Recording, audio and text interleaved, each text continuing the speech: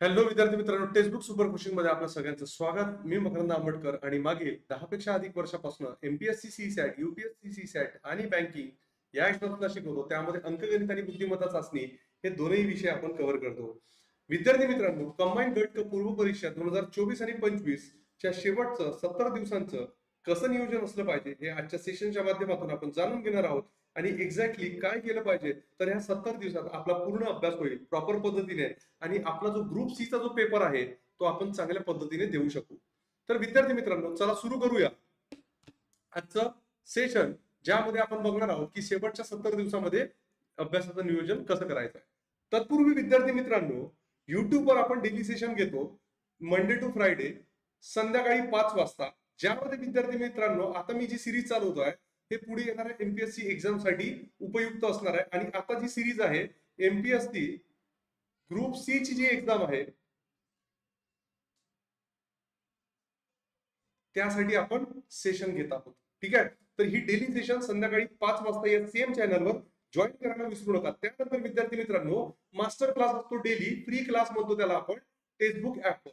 ठीक आहे, जो आपण संध्याकाळी 6 वाजता घेतो, ज्यामध्ये आपण आता बेसिक अंकगणिताची सिरीज चालवतो आहे. हा क्लास जर तुम्हाला जॉईन करायचा असेल तर तुम्ही नक्कीच मला माझ्या या व्हॉट्सअप नंबरला मेसेज टाका, म्हणजे जेणेकरून तुम्हाला हा क्लास करता येईल, म्हणजे जेणेकरून मी तुम्हाला याची लिंक पाठवून त्यावर तुम्हाला लिंकवर क्लिक करून सेशन जॉईन करता येईल. त्यासाठी तुम्ही मला दिलेल्या व्हॉट्सअप नंबरवर मेसेज टाकून द्या आणि सेशनला डेली जॉईन करा. हे सुद्धा सेशन कसं असणार आहे, मंडे टू फ्रायडे विद्यार्थी मित्रांनो, मंडे टू फ्रायडे डेली.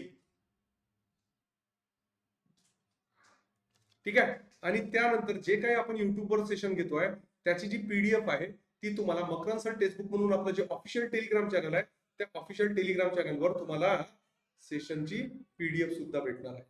तर विद्यार्थी मित्रांनो बघा, 70 दिवसाचं जे आहे म्हणजे जवळजवळ असं पकडून चालू की आता इथून आपले 70 दिवस आहे. या 70 दिवसांचं नियोजन कसं करायचं आहे ते आता आपण बघणार आहोत. तर विद्यार्थी मित्रांनो बघा, 70 डेज चं प्लॅनिंग कसं करायचं.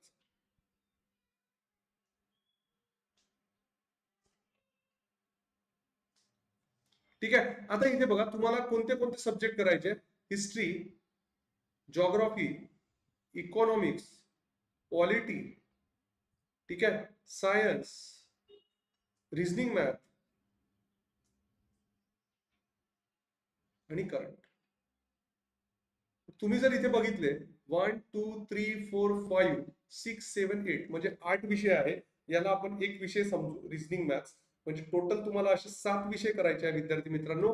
7 विषय 70 दिवस. करेक्ट, लक्षात आलं असेल. म्हणजेच इथूनही जरी मी म्हटलंय की याला दिवसानुसार भागतोय तर याला आपण असं करू शकतोय की, ठीक आहे, 70 भागीला इथे जर मी 7 केलं म्हणजेच 10, म्हणजे 10 दिवस पर विषय. बरोबर आहे. मग आता तुम्ही म्हणाल की एक एक सब्जेक्ट पकडून हे करायचं का, नाही. आता प्रत्येक सब्जेक्टसाठी दीड दीड तास काढायचा. ठीक आहे, दीड दीड तास कोणत्या सब्जेक्टसाठी 1 तास, म्हणजे असे एकूण 10 तास होईल. करेक्ट, जर दीड दीड तास काढले तरी म्हणजे दीड म्हणजे 1.5 इंटू जर आपण 7 केलं 15 म्हणजे किती 105 होत आहे, म्हणजे 10.5 तास. ठीक आहे, असं जर नियोजन केलं तर प्रत्येक दिवशी जर आपण याच्यातले जरी आपण विद्यार्थी मित्रांनो एक एक दोन दोन टॉपिक जरी करत नेले, ठीक आहे, एक एक दोन दोन टॉपिक जरी करत नेले प्रत्येक विषयातले, तरी 70 दिवसांपर्यंत याचा आपला पूर्ण सखोल अभ्यास होतो. आणि आता तुम्ही म्हणणार की टॉपिक्स कोणते कोणते करायचे, तर तुम्हाला जे सिलेबस मध्ये बघा, आपण ग्रुप बी साठी पण आपण या पद्धतीचं सेशन घेतलं होतं, तुम्हाला आठवत असेल.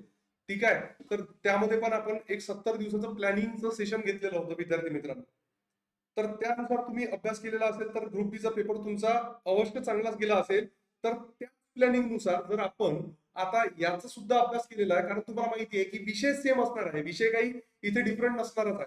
बरोबर आहे, विषय सेम असणार आहे, म्हणून त्याच पद्धतीने तुम्ही याचा सुद्धा अभ्यास कंटिन्यू करा, म्हणजे जेणेकरून तुम्हाला 70 दिवसामध्ये पूर्ण विषय कंप्लीट करता येईल. आणि काय करायचं की जसं आपला हा विषयाचा पूर्ण अभ्यास झाला की जसं पूर्ण, तर शेवटच्या 2 ते 3 दिवसामध्ये म्हणजे ज्या दिवशी आता एक्झाम आहे त्याच्या 2 ते 3 दिवसा अगोदर किंवा 5 दिवसा अगोदर फुल लेंथ पेपर लावायला सुद्धा सुरू करायचं. काय करायचं? फुल लेंथ पेपर लावायला सुद्धा सुरू करायचं. फुल लेंथ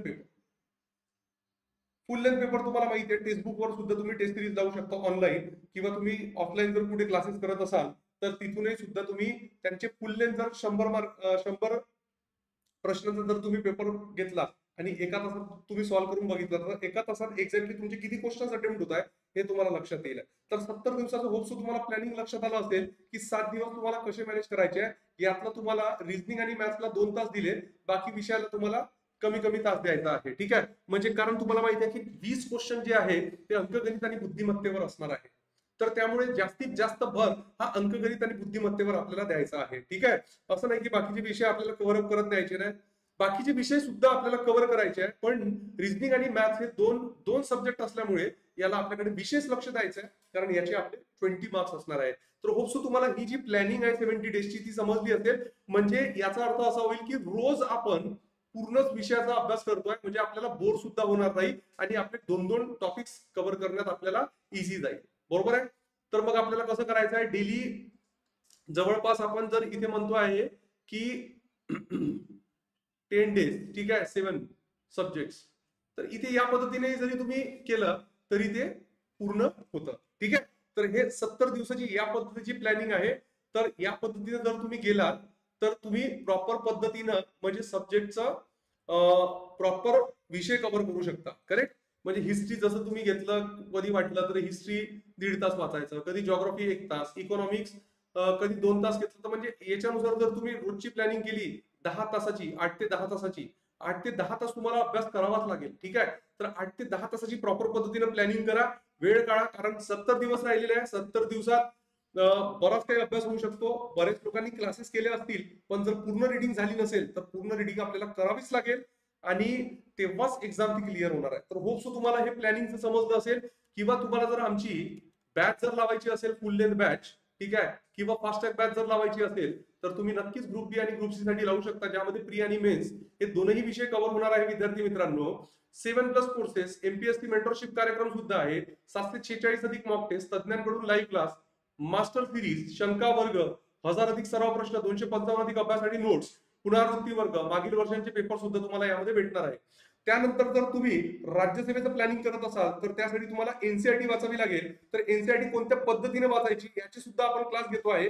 म्हणजे एनसीआरटी आपण तिथे कव्हर करतो आहे, ज्यामध्ये फाउंडेशन कोर्समध्ये तुम्हाला हे सगळे फीचर्स भेटणार आहे. NCERT based live course, NCERT based 500 अधिक मॉक टेस्ट, एनसीआरटी अभ्यासक्रमातून 300 अधिक अभ्यासासाठी नोट्स, पूर्ण पुनरावृत्तीसाठी 1000 अधिक विषयानुसार एमसीक्यूज आणि covers back questions of NCERT my dear friends. ठीक आहे, आणि आपली यशोदय 4.0 ची बॅच आहे ती ऑलरेडी सुरू झालेली आहे, ज्यामध्ये इतिहास हा विषय सुरू झालेला आहे. विद्यार्थी मित्रांनो, आपले वैभव सर घेऊन राहिलेले आहेत. ठीक आहे, तर तुम्ही जर डिस्क्रिप्टिव्ह पॅटर्नने विचार केला आहे की राज्यसेवा द्यायची आहे तर ही आत्ताच योग्य वेळ आहे की आतापासून तुम्हाला क्लास लावावा लागणार आहे. ठीक आहे, आणि माझे रेग्युलर क्लासेस तुम्हाला करायचे असेल तर जसं मी तुम्हाला सांगितलंय की युट्यूबवर नक्कीच तुम्ही जॉईन करा. ठीक आहे, डेली आपण सोमवार ते शुक्रवार संध्याकाळी 5 वाजता क्लास घेतो. ठीक आहे, आणि जी सिरीज आता चालवतो आहे एमपीएससी ग्रुप सी साठी, आणि त्यानंतर बेसिक अंकगणितासाठी सिरीज सुद्धा सुरू केलेली आहे आपल्या मास्टर क्लासच्या माध्यमातून टेक्स्टबुक ऍपवर. विद्यार्थी मित्रांनो, संध्याकाळी 6 वाजता जॉईन करायला विसरू नका. ह्या नंबरवर मला मेसेज करा, म्हणजे जेणेकरून मी तुम्हाला ग्रुपमध्ये जॉईन करून घेतो आणि तिथे तुम्हाला लिंक प्रोव्हाइड करतो. पुन्हा अशा व्हिडिओसह भेटूया, तोपर्यंत तुम्ही तुमची काळजी घ्या विद्यार्थी मित्रांनो. So stay healthy, stay safe, stay at home, खाना खाओ, तगड़ी पढ़ाई करो और मकरंद सर का लाइव क्लासेस देखना ना भूलो guys. Thank you very much, have a nice day guys.